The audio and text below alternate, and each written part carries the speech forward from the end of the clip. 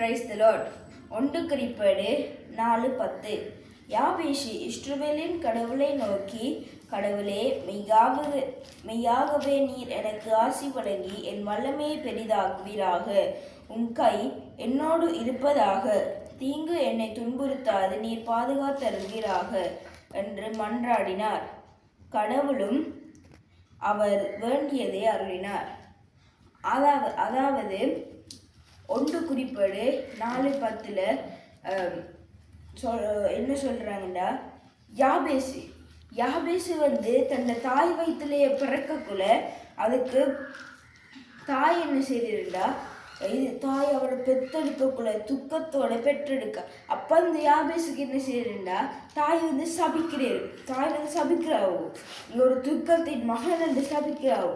ஆனால் ஆண்டவர் அவனை கொண்டுதான் குடும்பத்துக்கு நடத்த போறார். அவன் போய் ஒரு பலிப்படத்துக்கு முன்பாக போய் தரைமட்டம் தாழ்த்தி அழுது ஜபிக்கிறார்.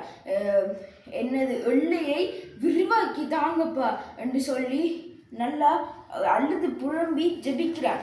அதுக்கு ஆண்டவர் என்ன செய்தார், அவர் தானே திட்டம் வச்சிருந்தவர் அந்த மகன்ல. அப்போ அவர் என்ன செய்திருந்தா, அவன் கேட்டதை ஆண்டவர் அவனுக்கு அருளினார். அதன்படிதான் இன்றைய காலையில் நம்மளுக்கு தந்த வசனம் இதுதான். இந்த வசனத்தின்படி எத்தனையோ பேர் இருப்பாங்க. ஆனால் நம் ஆண்டவர் அவங்கள கொண்டுதான் இந்த தேசத்தை ஆசீர்வதிப்பார். இந்த வீடியோக்கள் மூலமாக நிறைய பேர் வரணும். அதுக்கு பிறகு முதியவர்கள் வாலிபவர்கள் மீது ஆண்டவர் அவர கரம் இருக்கும். இன்னொன்று, நம்ம இந்த கடைசி காலம் வரக்குள்ள ஆண்டவர் வார்த்தையை ஆண்டவருக்கு தேடுறவங்க மீது ஆண்டவர் கரம் எப்பொழுதும் இருக்கும். என்னென்ன அழிவுகள் வந்தாலும் ஆண்டவருடைய பிள்ளைகள் அதில் தப்பி பிழைப்பாங்க.